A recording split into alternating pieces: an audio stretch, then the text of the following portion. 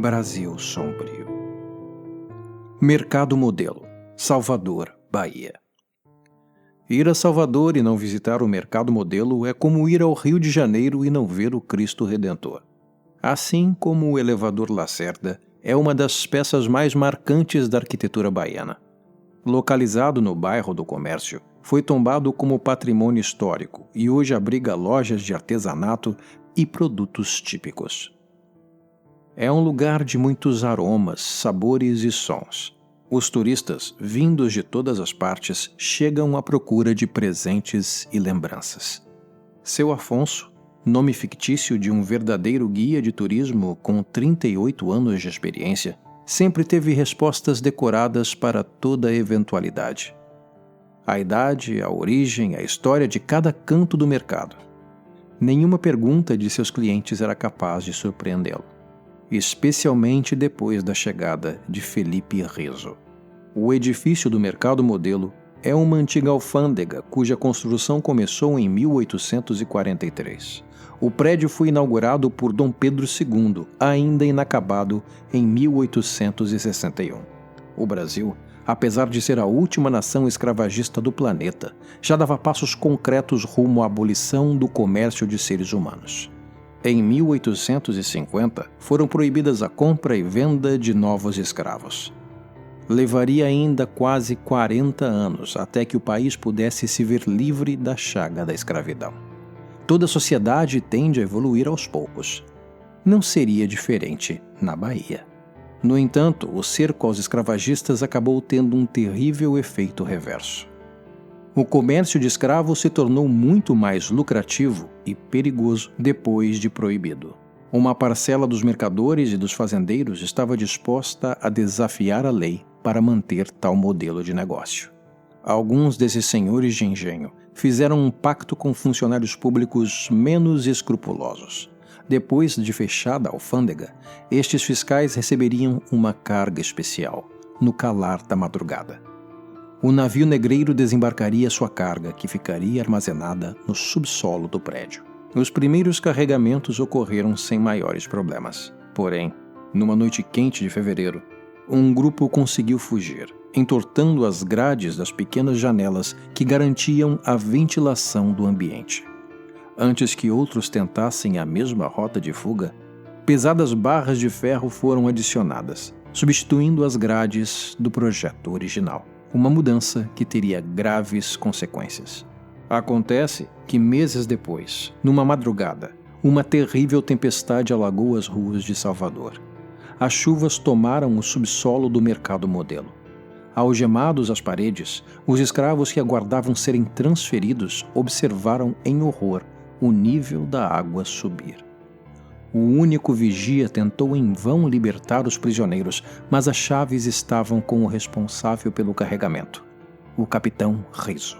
Alheio ao problema, o mercador italiano aproveitava sua noite de folga num bordel da capital baiana. O que aconteceu em seguida mistura folclore, crendice popular e registros históricos em medidas variáveis. Segundo relatos do vigia, os relâmpagos e trovões abafaram os gritos desesperados dos escravos, que lutavam contra o iminente afogamento. Apenas um deles não chorava ou gritava. O escravo mais velho, cabeça já branca, permanecia imóvel, repetindo uma cantilena. Pela manhã, quando o comandante Rizzo finalmente retornou ao mercado, encontrou os 64 escravos mortos. Pergunte a qualquer criminologista. Esconder um corpo é um problema. Imagine 64 cadáveres. Para evitar o cárcere, Rizzo fez o que sabia. Subornou funcionários públicos. Comprou o silêncio de oficiais. Teve que vender seu navio e negociar empréstimos com seus clientes e cúmplices. Enfim, o carregamento proibido foi enterrado no subsolo do Mercado Modelo, juntamente com a carreira naval do comandante. Dizem que o tempo é o melhor remédio. Depois de algum tempo vivendo de mascates, Felipe conseguiu estabelecer seu próprio comércio. Ironicamente, nos arredores do mesmo Mercado Modelo. Lá, conheceu uma garota, se apaixonou e constituiu família. Seu negócio passou para a geração seguinte. Riso reconstruiu a vida naquele mesmo lugar onde sua ganância exterminara dezenas de outras vidas.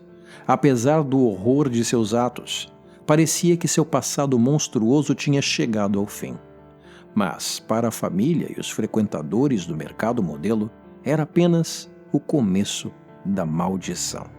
Fábio Riso, o filho mais velho de Felipe, morreu no primeiro incêndio do mercado modelo, em 1922. O rapaz não conseguiu deixar o local a tempo e foi consumido pelas chamas.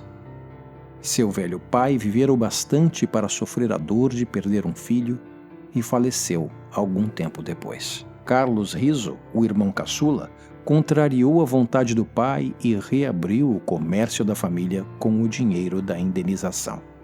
21 anos mais tarde, sua esposa, Maria de Fátima Riso, morreu no segundo incêndio a consumir o mercado modelo. A perda da mulher amada levou Carlos à loucura e acabou tirando a própria vida. Seus 2 filhos foram criados pelo irmão de Maria de Fátima, que também herdou o ponto comercial da família. Douglas e Felipe, uma homenagem ao falecido avô, eram muito novos quando perderam os pais e cresceram alheios à maldição dos Riso. Mas o tio adoeceu repentinamente e os sobrinhos, já adultos, foram obrigados a tocar o negócio.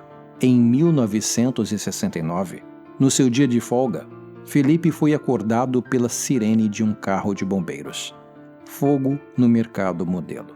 Quando finalmente chegou ao local, viu enfermeiros carregando o corpo de seu irmão, Douglas. Por mais que nossa mente racional se recuse a perceber padrões sobrenaturais, a natureza supersticiosa do ser humano eventualmente se manifesta. Felipe sabia do histórico trágico do mercado modelo. A morte do irmão foi a tragédia que faltava para convencê-lo de que a maldição era real.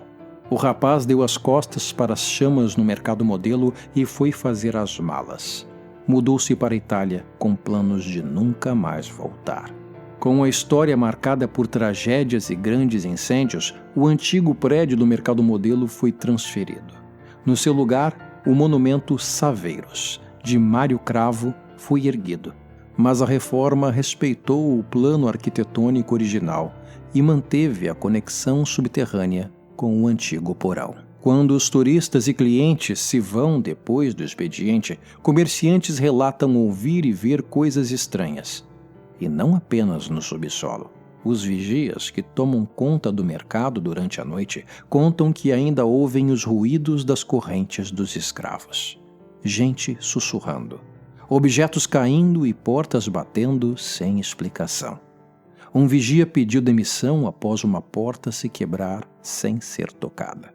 O clima pesado assombra os trabalhadores do local, mesmo os mais experientes, como seu Afonso. Em 1984, seu Afonso ainda era um jovem guia, prestes a acabar mais um dia de trabalho. Um homem idoso, de aparência estrangeira, lhe fez um pedido incomum.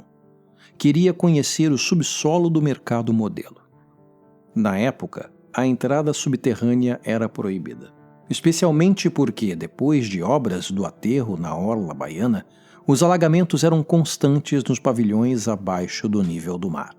O velho, apoiando-se numa bengala de marfim e falando com um carregado sotaque italiano, insistiu e ofereceu dinheiro suficiente para que o jovem Afonso mexesse seus pauzinhos com um vigia.